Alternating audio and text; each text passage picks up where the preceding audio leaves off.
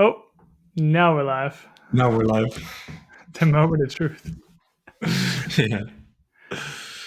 Not Okay, even so God then, knows what we're gonna say now. no. And if it did, it wouldn't be that fun, right? Exactly. It'd be like rehearsed or fake or whatever. Or maybe not Exactly. fake. Maybe it would just be very well planned. Yeah. People are people are starving for authenticity nowadays, so that's what I'm hoping that we're giving them. That's what they want. Some core, some essence, some recognition of who, I am. A human being. We are. It's like to like connect, right? I mean, we talked about doing this episode around like love Right. or suffering. Was that was your kind of idea? Yeah, Suffering. both I guess. Yeah. I guess the topic I was thinking of was, surrendering to love. Surrendering to love. Yeah. And I was like talking about this idea of like opening the heart, right? Yeah. And And then I we think just, they sound like the exact same thing. And you were talking about that last week, actually. yeah, We didn't get definitely. too much into it. Yeah. So let's see where this goes. Let's see where what we share and how we both, embody or practice, not in practice, but like actually be in this space of surrendering to love and opening the heart in this Yeah. conversation now and in life outside of this conversation. And I guess this is like an invitation for everyone here who's a part of this journey with us or on the path to really embody the stuff that we share. It's kind of like when you read a book. The book's great and all, but it's the moment that you take the things from the book into your life that the real change starts or the magic happens, right?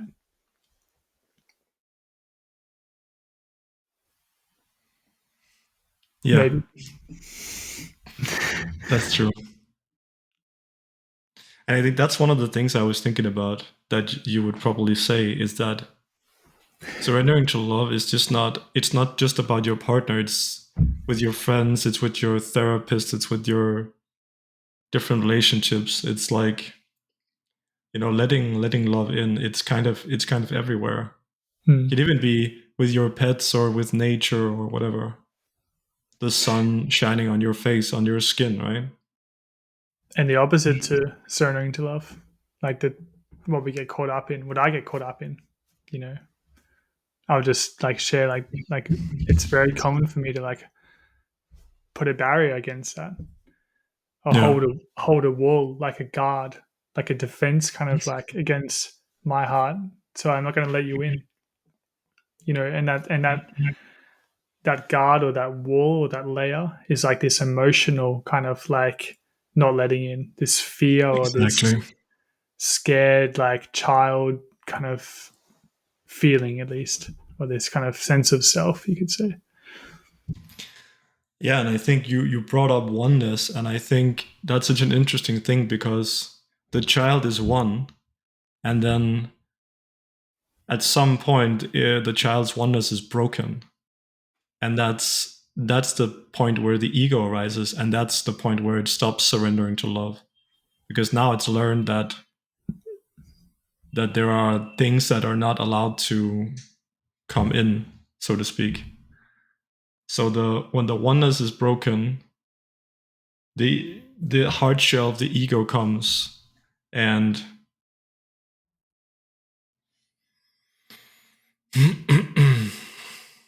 and then that's when oneness ceases, because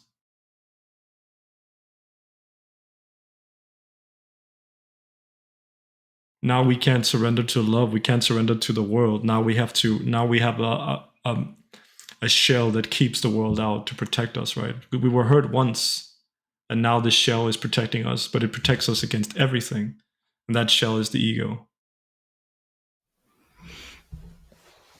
So what do you do in your life when you are faced with this shell, this ego, this kind of defense mechanism? Well, I used to just run away, I guess, when it came to that point. And one of the things, like an unfortunate thing about me, is I used to get angry. I get angry a lot when I feel vulnerable.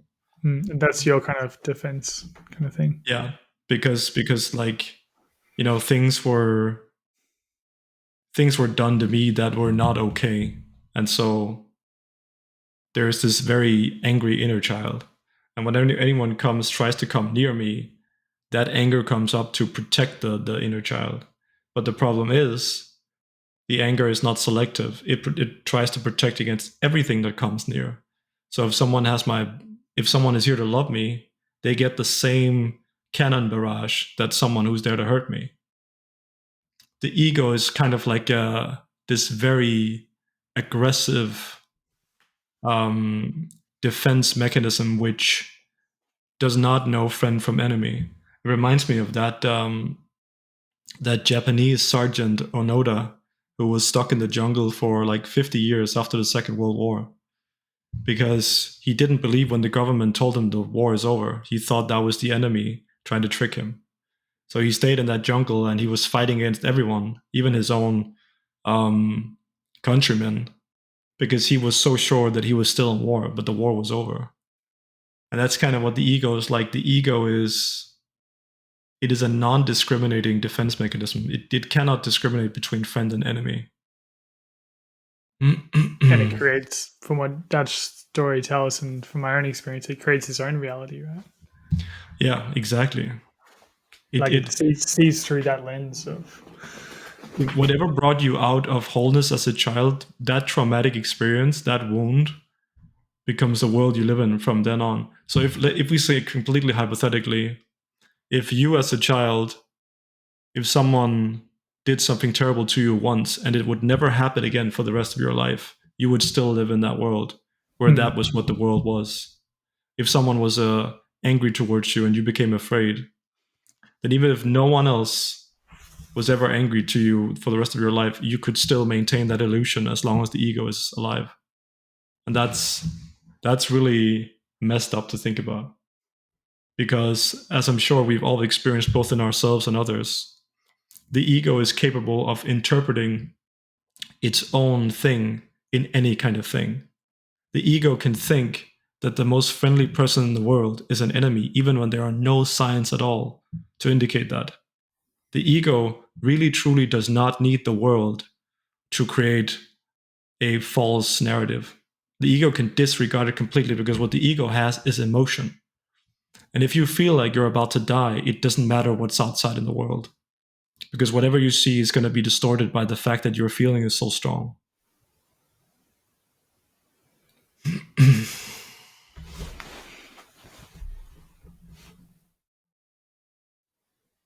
that's kind of like a panic attack, right? When you have Yeah, this, some people call that a panic attack. yeah. And so sometimes with my partner, when she comes to love me, I want to, like, what happens in me is I feel like I have to defend myself or I'll die. That's the energy I react with. Is that someone is trying to someone is trying to bypass my ego and go into the defenseless child. The vulnerable. Yeah, exactly. And then I'm just like, okay, just like shoot with extreme prejudice, right? Just gun them down. Because like that sergeant, the Japanese sergeant in the forest, this is a creature that has only known war, only known fighting, and it cannot switch off. It thinks the world is still at war, right? And so I think that's such a sad thing for me, that we grow up in these warlike conditions, and then even when peace comes, we carry the war inside us. Until we can set ourselves free from that inner child, until we can give compassion or love or surrender to ourselves, surrender to that part of us that is like hurt, that is scared, that is angry. What happens for you, Toivo, when you come from that place? Well, from which one? The good or the bad?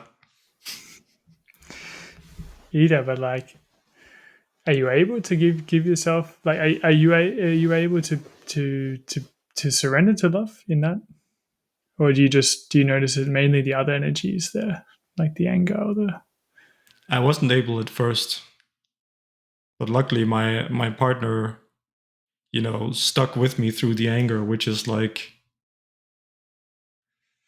amazing when someone does that, because anger is such an ugly thing, and no one really should be on the other side of anger. That has nothing to do with them, right? Um, and yet if you're in a relationship, then you know exactly what that feeling is like. yeah. I'm not sure if I know any relationships, from my own relationships to friends to family to clients to whoever, that is not experienced that. Well, fearful people avoid each other instead, but it's the same way of not being intimate, right? Hmm. If you're fearful, then you may not get angry, then you might get avoidant, right? So Yeah, and then you might the get quiet, person's yeah, like silent. Like that's the other side of anger, yeah.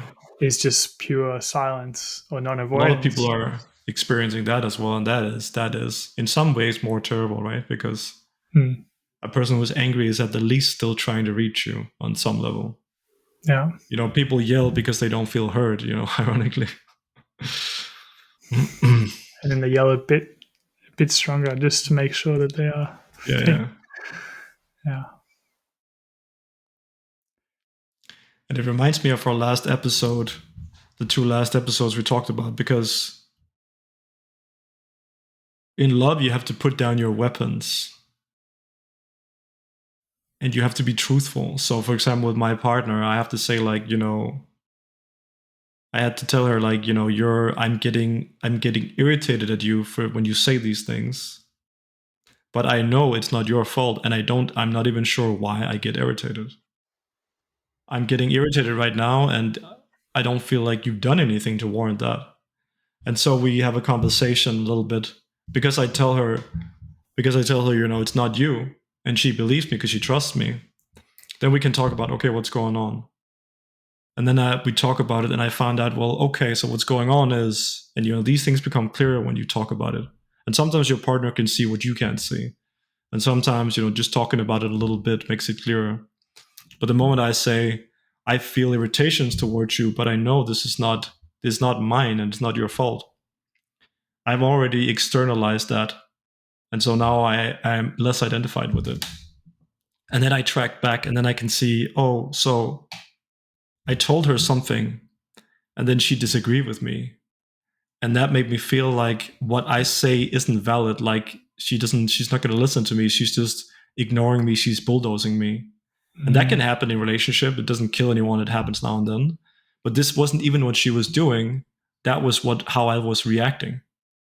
And so I go back and I'm like, oh yeah, I can see in my childhood that no one really listened to me. And when I said things, I was just ignored. And when I tried to give my opinion or state my needs, it was just invalidated. And I just had to deal with these people who didn't care. Mm. And And that that made my same, inner child very angry, yeah, you know?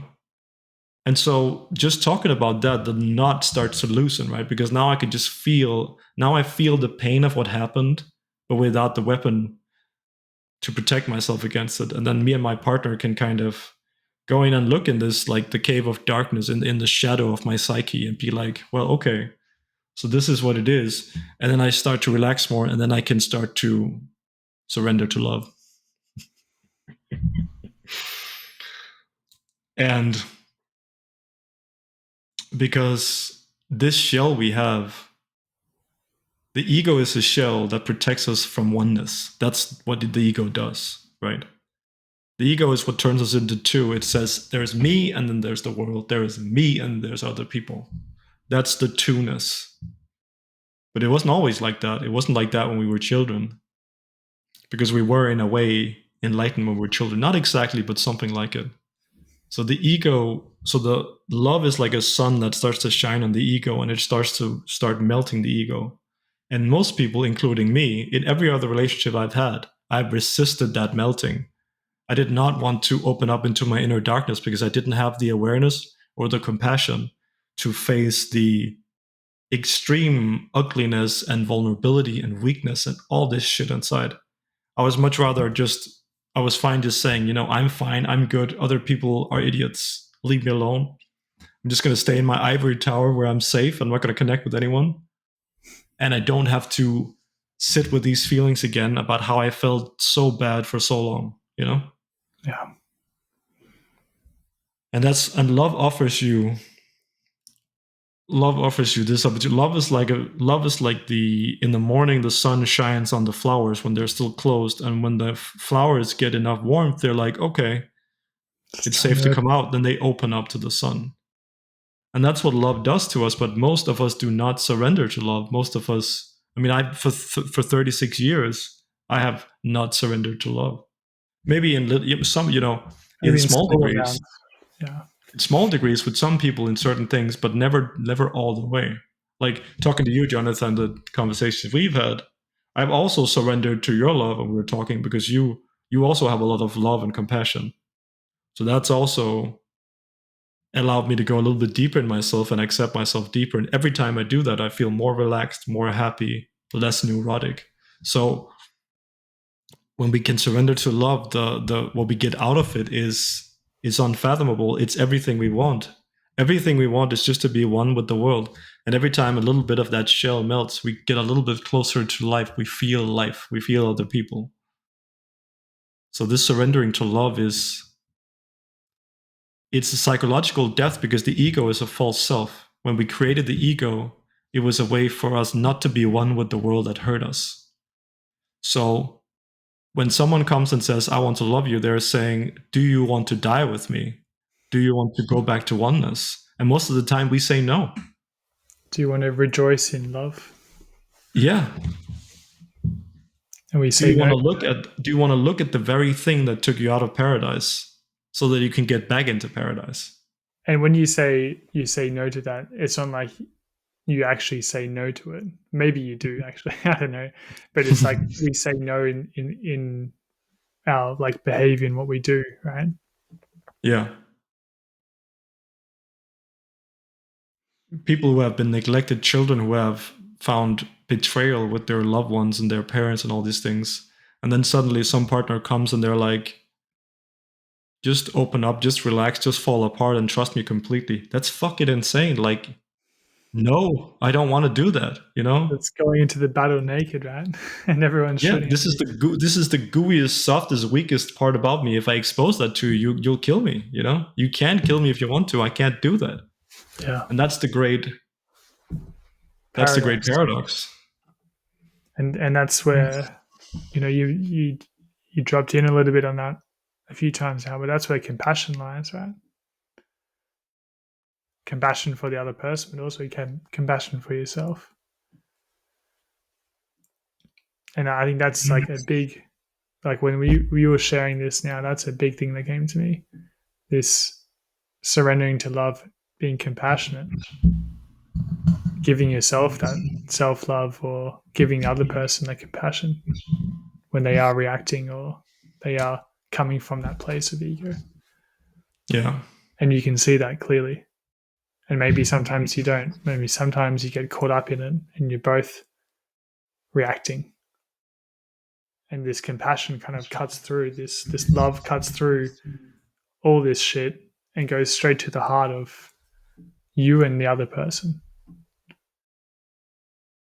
Because when you do come from that place, when you are coming from a compassionate, from a loving place, is there any energy to be angry? Is that can that go hand in hand? Like if you were really aware of what you're doing to the other person and yourself, would you do that?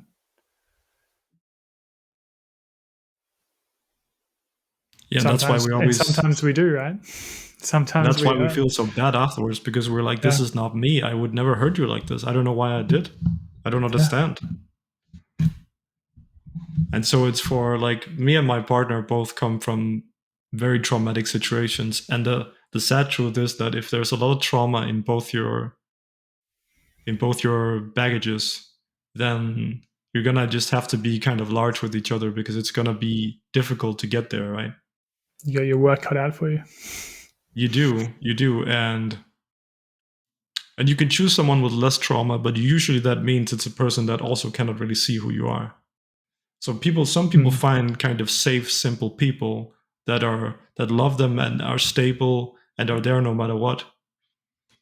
But rarely do they ever truly love you, because they love you, all right. They love what they can see. But because they are simpler than you, they can only love the parts of you that they can see. So there are parts of you that are never going to be seen if you don't choose someone who's just as fucked up as you are. Or crazy. Or crazy or whatever. So But there's that's the thing. something. We all attract each other on a surface level, but also on a deeper spiritual level, Yeah. energetically. And I think that's the interesting thing about trauma, or about kind of our past pain and things like that, is that you've experienced that, you've gone through that, you know what that's like. You've gone deep Yeah. enough in yourself, right? And if you've done the work or doing the work on yourself, a kind of working with this trauma or ego or compassion or things like this, then you're also coming from a much deeper place. And therefore, when you're in that relationship with that person, it gives more space to go deeper, and you can see the other person from that lens. So Or maybe, true. yeah, it's a. I used to think it was like unusual, right? That it was like in these moments in my life where people, and usually it would be girls, would really open up emotionally and really like be vulnerable, I guess you could say, with me. And it always really touched me in a way where I would like be like with tears as well, right? And I thought, like, what is this like that I feel so much? I feel so much empathy or compassion or whatever you want to call it. It's almost like I'm fused with the other person, their pain or something like this. And then as I grew older, I realized that, like, I actually believe now that I can be that compassionate or be that empathetic only because of my own past experiences with pain or suffering or trauma or whatever you want to call it. But like, if that wasn't there, then I wouldn't be able to be there for the people I am, clients now, or people in my life, those people in the past who have opened up their heart and shared. And yeah, so I'm actually more leaning towards that. I'm grateful for those things, in a way of like, I want to work with them. I want to kind of understand those things, and so that they're not barriers in my life, but actually ways of connecting with people, like kind of the flower that opens, right? It opens the channel between you and I, or between all of, like, it opens that oneness, that love in ourselves, that inner love that we can, when it opens, I mean, the world is seen through a very different way, right? A colorful way, or a loving way, you could say.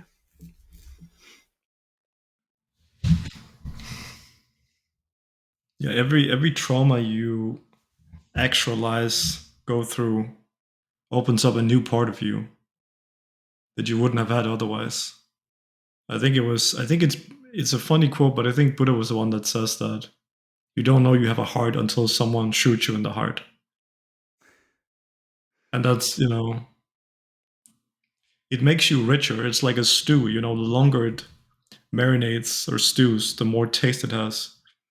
And people, when I meet someone who has not had a lot of trauma, I immediately get the sensation, okay, well, there's not a lot of spice here, there's not a lot of taste here. And they may have a simplicity to them, but something is missing. I'm not really getting that thing that I'm looking for in a person if someone and hasn't had some trauma. and maybe also the trauma is so buried, it's so like kind of pushed down or suppressed in their life that they put so many layers on themselves that they're not allowing you to enter into that space, Mm. into that vulnerable, kind of authentic, Well, no one can open-hearted. stop me from seeing who they are, but I get what you mean. You get what I mean? No one can hide anything from me, No but one can I hide get from what you mean. Turbin. He sees he sees auras and everything. Well, Sees through the bullshit. you've experienced what it's like when I looked into your eyes when we first met. So I think you know what I'm talking about. Well, I mean, that's a beautiful thing in itself, right? Like that's uh, to look into the eyes of yourself or others. You're able to see. We're able to see. We're able to give ourselves like a knowing or like a compassionate kind of like, yeah, I don't know what do you call that, but I would say We see looking at ourselves. We you see see as ourselves. you see the reflection, right? You see yourself. Yeah, You see the shared humanity in other people's eyes. and the truth or the realness of that person, their Yeah, soul or their entirety, like their being, right? yeah.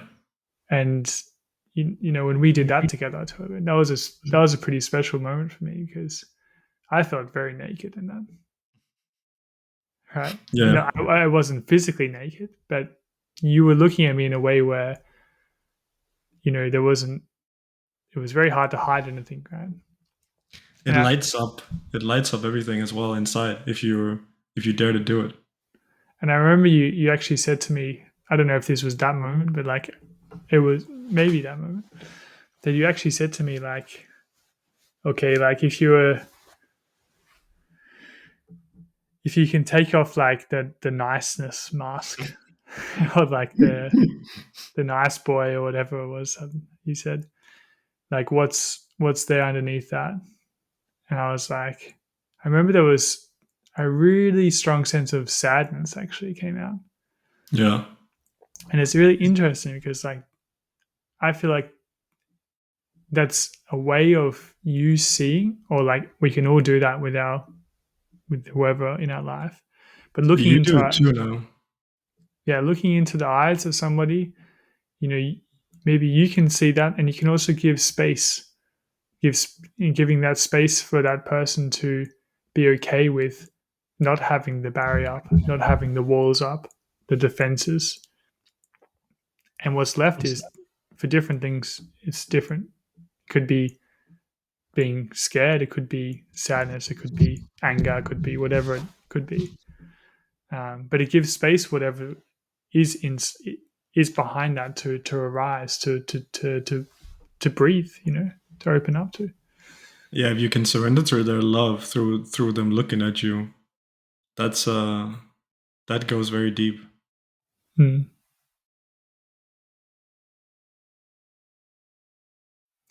And I would say it's also like a self thing. You can do that with yourself as well.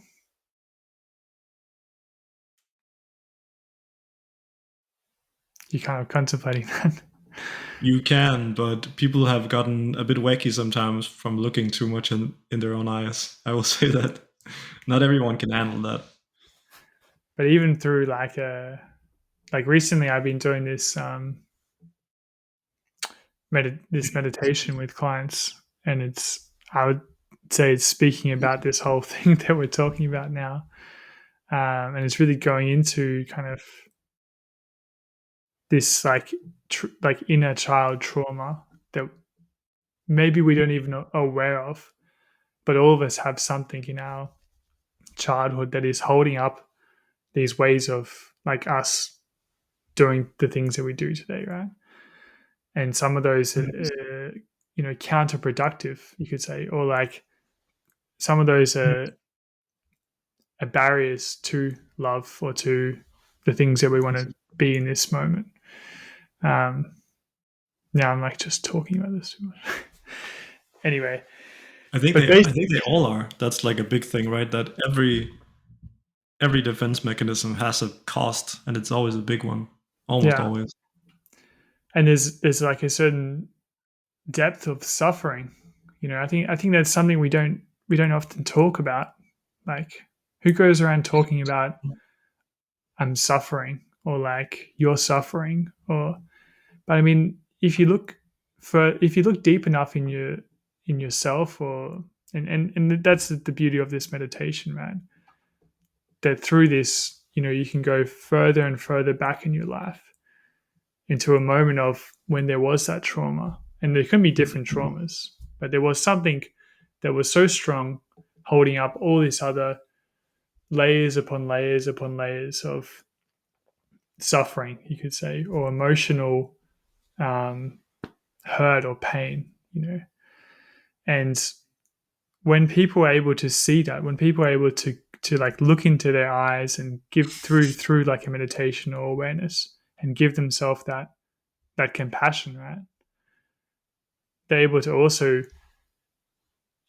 free up or like undo the knot, you could say, of that trauma.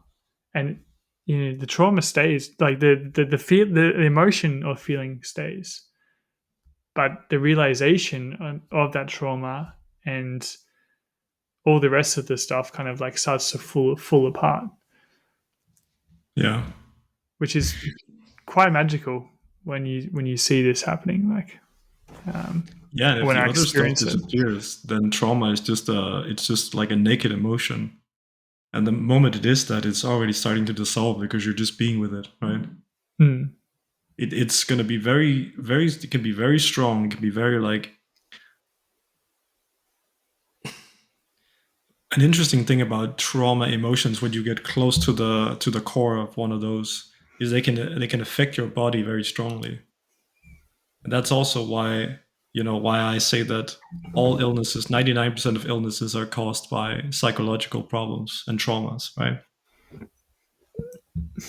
Because when you start to see what these traumatic feelings actually feel like when you get to them, you're like, if this shit has been bubbling in my body, it's no wonder that I've gotten sick. mm, Because our body has this ability, which I'm not sure if it's good or bad, but our body has an ability to completely seal off an emotion and not feel it most of the time. And that's probably a pretty good survival mechanism. But then when there's time, when there is peace, when there is love, it starts coming back up. And then you find out these things it's like a bubbling pit of lava, some of these emotions. They're just like, and when you get into them, your body is just like, your body is on high alert. Your whole nervous system is like screaming when some of these emotions come up. So they affect us very, very deeply, even though we can't feel them. And I think that if they're strong enough, then over time they become illnesses. They become chronic illnesses or whatever exactly it is. Because the thing is that they stress the body, and if the body is stressed enough, eventually it fails on some of the main tenets and keeps it healthy. For example, cancers, people think we get cancer because cancer gets into us or whatever.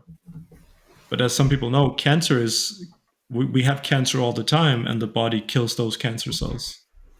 So when you actually get cancer is because for some reason the body has been stressed to a point where a kind of cancer has allowed to get too big to a point where it's no longer manageable. And then the doctors have to go in and do something, right? But that only happened to begin with because your body was stressed and it was unable to defend itself. Because cleaning cancer cells is something your body does 24/7, because they're just a result of little cells that are somehow there is an error in those cells, because the body is producing things all the times, and one of the things it does, it gets rid of errors along the way. It removes errors, like a big sampling line in a factory. People are like removing the damaged products and the defunctional products, right? Your body does that all the time. But then if the workload keeps increasing because of other things, a lot of unfunctional cells go through, and then you end up with a myriad of illnesses. But it all comes back to the fact that the workload is too high for the body. So if you're And the fact that experiencing some that, of these, huh? if you're experiencing, or Yeah. if you kind of have the sense that you're experiencing that, then reaching out for help is like that's a That's why many people, not it's not always possible, but many people with illnesses, when they get what they need emotionally, their illnesses get better, and often they get cured completely. It is also sometimes why a lot of alternative medicine works, because it's usually tries to connect with the illness on another level hmm, than on a medical level. yeah. And sometimes, the thing they do works. Sometimes it's just being with the practitioner who's giving you their energy is what actually makes it work. So alternative medicine is a very interesting thing, because there's so many ways in which it can make a difference, as long as it gets to get the emotional impact. And that's why it's so hard to study, because if the emotional impact isn't there, then it may not necessarily do anything at all, right? But if it allows to clear the emotional problem, if it helps the body to go into whatever this is, then it can make a difference. Hmm. Because we in our daily lives, we have, as humans, we have pretty much eradicated all self-sustaining diseases. Like every illness that comes from the outside and messes us up, we pretty much eradicated, right? So the illnesses that are left are the ones that we create. And that's interesting. We create them in ourselves, because we've cured everything else, pretty much. I can't talk much from that perspective. I don't know much about that, but I can talk about emotions and stuff from a life perspective or as a therapist kind of thing. Yeah. So sometimes, and I'm not saying you should go to some person that you don't trust and use all your money, but if you have a persistent health issue, try to intuitively look into what may be the cause behind this. What may be the emotional cause here? I'm not saying to go to Mm. someone and get scammed out of your money. You can just do it on your own. And you could look at, if you investigate it a little bit, if you think about it, if you feel a little bit, does it resonate with you that something is causing this? And then you can look through that, because a lot of the illnesses people have today, they're like, the doctors don't know what to do with them. Like all this autoimmune stuff, like, this person has a rash, and we can't figure out why. Or the doctor says like it's stress or whatever, like just umbrella, like the whole. But what's Exactly. what's underneath that? Like And they're probably right. It is stress, but what is causing the stress, right? yeah, what is If the you thing if holding the stress up? Like you have the courage, you can sit with yourself and ask your body, see what comes up, see what it's about. hmm. It can be challenging to do that for most, well, not everyone, but like a lot of people, and that's where being with a therapist in some way, or with, or like whoever you choose to do that with, can be a effective or helpful way of like going into that emotion or going into that thought or finding some ways of handling that, because we try and solve that, we try and, well, not we, but like people in general have many different ways of trying to get rid of that thing, right? And Yeah. that's at the core of what the problem is, right? Trying to get rid of the emotion. It's a bad emotion or negative, or and and yes, you can do it yourself, and yes, you can also be okay with asking for help. Like I wish I did that when I was younger. I wish when I was like really fucking down and like suffering and depressed and stuff. Like I wish I had the courage to just go and ask for help. That was Yeah. I wish that I said to myself, that's okay. Like I can do that. Like I can. And it doesn't mean that I'm weak or that everyone will laugh at me or whatever. Like whatever I was like thinking of at that time. Yeah.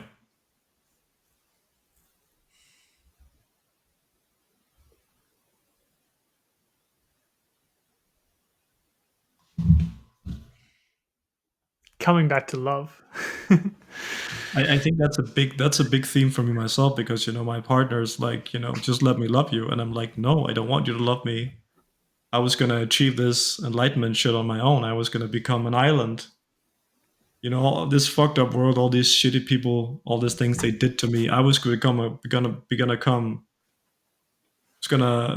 become a sovereign king in my own enlightenment and just feel good and not need shit from anybody, right? So my ego wants this independence. It wants to be alone. It wants to be, you know, the only one in the world and all this stuff. And so that's something I've been struggling with, because it's like she's got what I need, but do I want it? I wanted to do it for myself, right? Hmm. And so that struggle, like, But what would you be doing in a relationship if you really, if that was, if you really wanted to do it yourself? Then how can you be in the relationship now? yeah, I don't know. I mean, that's true. That's because a part of you opened yourself up to that love, to I giving mean, and receiving, right? it's a big struggle for me, because like the reason why I wanted a relationship to begin with is, I think the path of tantra is the new spiritual path, right? I think we tried the whole people going alone in the hills, in the mountains, in the monasteries, leaving life behind and meditating and not being part of the marketplace, not being part of everyday life in the cities and all this stuff. We tried that spirituality. And I don't really want to be part of that spirituality, because I don't think that has any future in our world. I think spirituality should be found in the daily life. It should be found with our partner in love. So I like the idea that Tantra espouses, or at least my vision of Tantra, which is the best way to find enlightenment is with each other. It's with man and woman, or whatever constellation of love you have. But it's by bringing these opposite polarities together and then finding enlightenment with each other. It's the best way. It's the fastest way, and it's a way in which civilization can continue. Because this whole thing of like, you know, leaving society behind to find your truth or whatever, that's not really the kind of spirituality that I espouse, because it doesn't really make sense. Why do you need to go away from other people to find yourself? You're there. You're wherever you are, there you are, right? So it's Wherever not you, love. wherever you go, there Yeah, you are. wherever you go, there you go. So I've always thought of this idea, but then when it happened to me, when it was actually possible for me, I was like, my ego wants to be alone. It wants to be the world honored one. It wants to be completely separate. And so I'm having to slowly let go of that, because that's the bird that is what's keeping me from enlightenment anyway. Because what is enlightenment? Enlightenment, it is a return to oneness, right? Generally speaking, there are two paths into spirituality. One is awareness, and the other is love, but they accomplish the same things. Awareness eventually discards the ego, because everything becomes awareness. And love eventually melts down the ego, because the ego cannot function in love. So these are the two paths. And so I have to struggle with like giving up this desire of independence, or whatever it is. Yeah. So that's a big thing for me, to kind of again surrender to love and let my shield and let my armor down, because there's something in me that just wants to be independent, doesn't want anything from anyone else, doesn't want to be dependent on anyone else. It wants to be, supreme, sovereign, cut off. And that's not. Does that sound like oneness with all life? That is the purest expression of ego. And that's why it's so difficult, because spirituality is about being alone also. It is about actualizing yourself and finding yourself. Hmm. It is not about being cut off or independent. But then it's also bringing that into the world, like into your relationships or into your work or into your daily life as well. Yeah, yeah. That's And the highest that's the form. challenge. That's the biggest challenge. It's because like the Zen holding that masters and awareness. they ran away from society, right? We're trying to do a higher form of spirituality. We're trying to have enlightenment in society, right? Because we're here together anyway. That's what we're gonna do, right? And we're gonna be together in love. That's what humans enjoy. That's the beauty of life is love, right? Imagine a world where like people were coming from that place. That's one of the reasons why I want to do this podcast, because I do imagine that world, and I want us to create space for that world, because that's what everyone should be, finding enlightenment in their love, and finding love in their enlightenment. That's what we're here for, I believe. Can you say that again? Sorry, like a. I said everyone is here to find. I know I can't say it again. You- Everyone here is to find love in enlightenment and enlightenment in love. I think that's what yeah, you said. Yeah.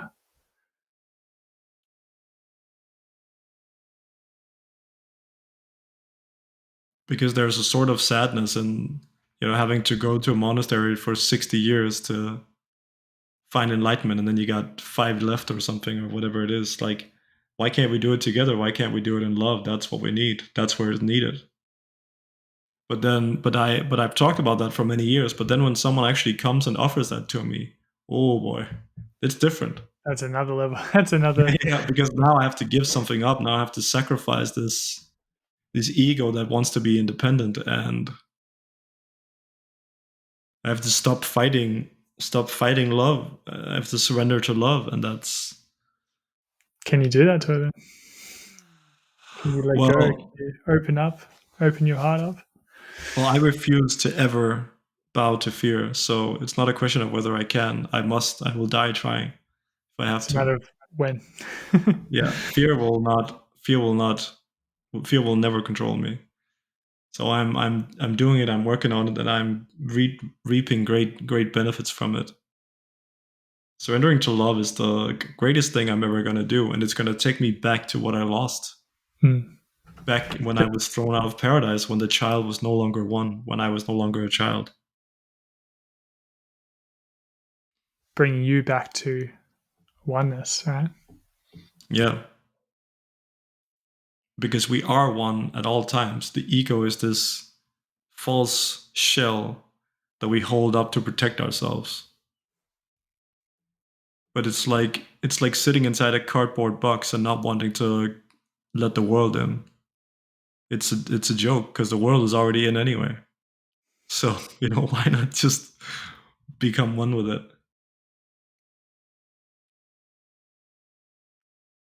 And that's why the ego has to be constantly sustained. Keep thinking, for the love of God, keep fucking thinking, because if you don't, the curtains fall and then the whole world rushes in, right? What separates you from me right now? What separates me from you? Nothing. There is no separation.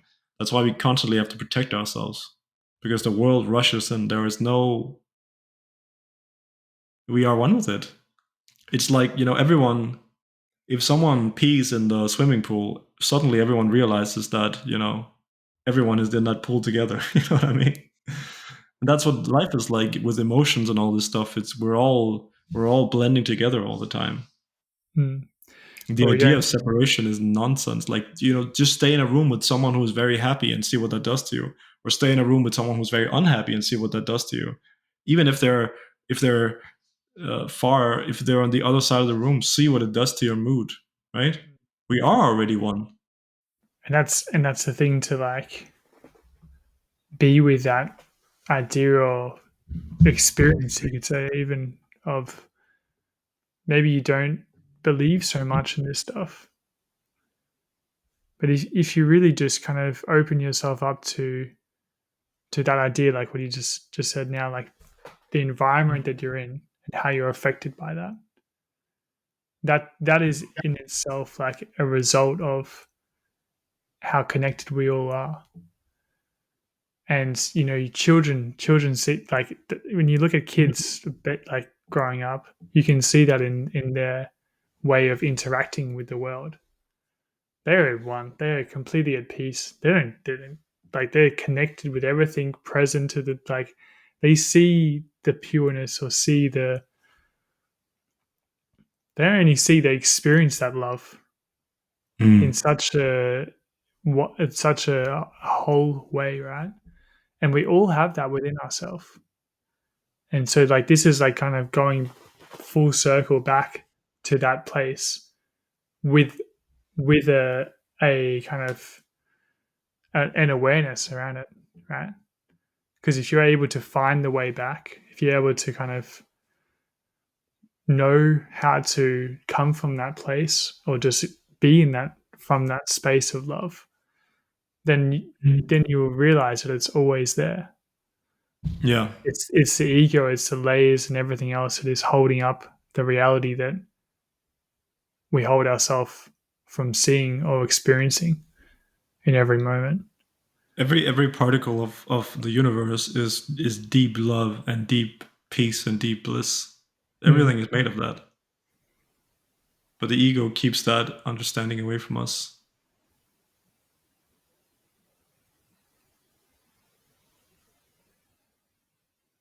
And that's when you do experience that in your life of oneness or of love, or of like when you really do see that in the world around you or your environment and people, then you know that what that, I don't know, even know if it's a feeling, but then you know, you have this deeper knowing of what that is like to completely be at one with everyone, everything, every sound, every thing you see. It's almost like it's shining like a light on everything around you in a way that you couldn't see before. But when you come from that place, you realize that it was always there. Yeah. It's just this ego holding us back from, or whatever you want to call it, holding us back from that reality that is there waiting for us. A Zen master said that the world only appears like mundane and boring because you haven't clarified yourself. So surrender to love and clarify. Surrender to love.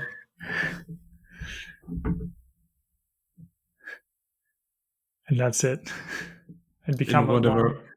whatever form it comes.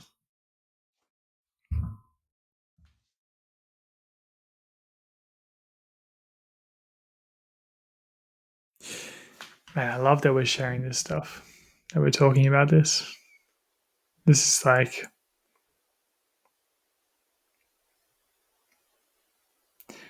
yeah, this is whatever it is, but it's definitely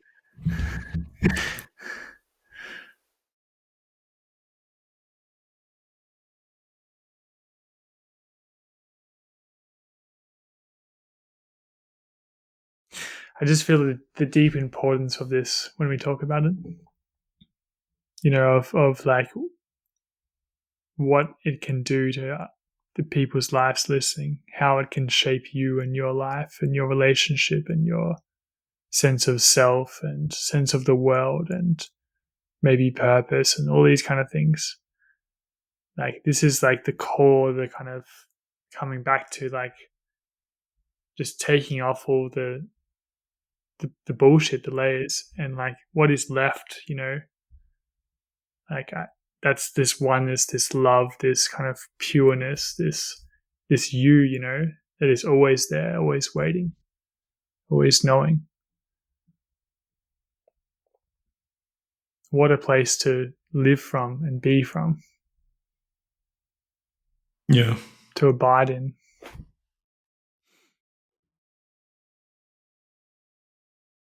I've got to remember myself to actually not remember myself, but you know, when we're having this conversation now, sometimes I realize in this how the ego wins sometimes, and takes me away from that place. And in this conversation, I'm also realizing and reflecting on like how important that is to keep coming back to taking off the layers and just coming from this authentic, this real, this pure, this loving me. I love coming from that place. Like that's like, that's like, oh, that's when I know I'm like really living, right? Yeah.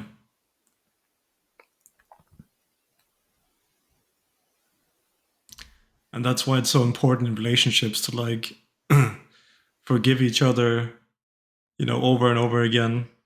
Forgive yourself over and over again. Of course, apologize if there's something to apologize for, atone if there's something to atone for. But forgive yourself, forgive your partner. Remember that nothing is ever solved by feeling bad. It doesn't mean you should be like a psychopath, but when you feel guilty and feel bad unnecessarily, you're just lowering your energy and you're making your brain susceptible to the same low energy behaviors that made you feel bad in the first place. So if a person gets angry, like I do, and they feel bad about their anger afterwards, even if they have apologized, even if they have moved forward, then feeling bad and being guilty, that's a new way your ego is tricking you into falling into a lower energy. And being in a lower energy, you will soon be angry again because you're going around not feeling great. You're making yourself susceptible to these lower energy patterns and behaviors. So it may sound a little bit psychopathic sometimes, but the best thing you can do for the world, no matter what you've done, is to get back to a good place, to vibrate a good energy, and to be in a good place and stay there. Because the longer you are in a good place, the more protected you are from the negative behaviors and so on. And the further you get, the more aware you become, and the further you get on the path to let go of them completely.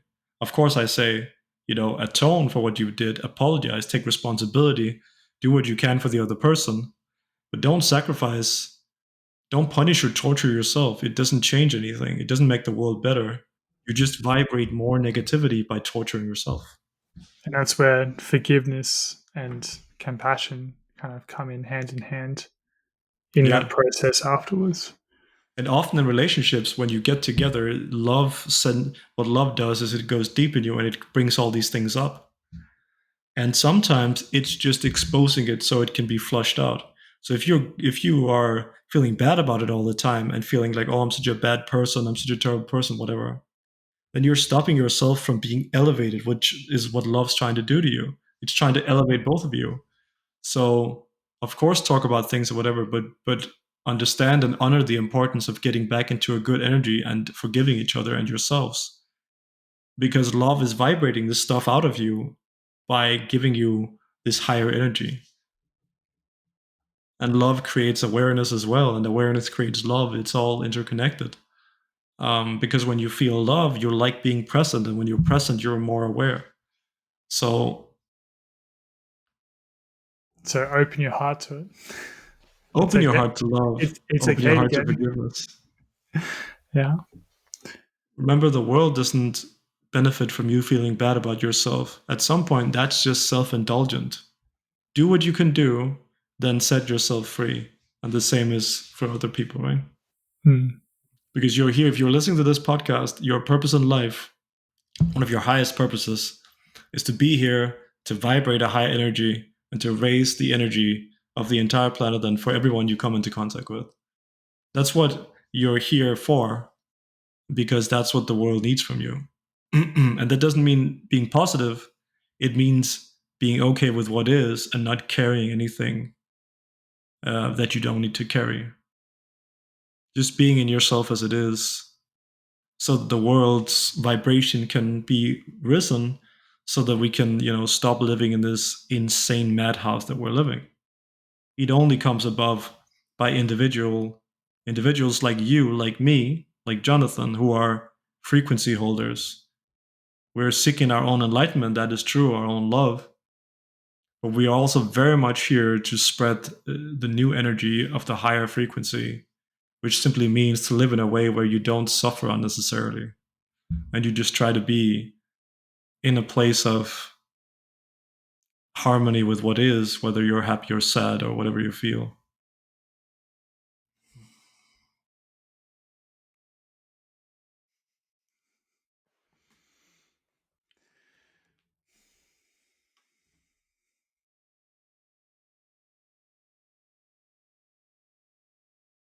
Surrender to life. Surrender to love. That's it. And open your heart.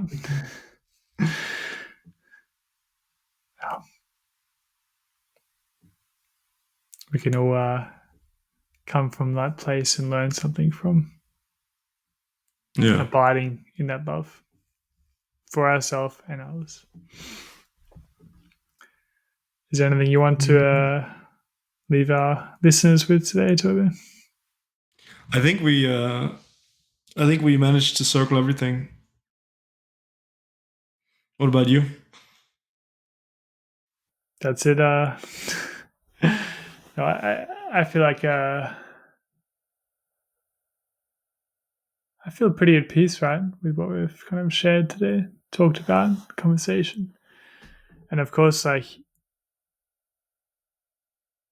we're just happy that you're listening in right now and that you're kind of receiving this energy, receiving these words of what we're sharing. And we just hope that you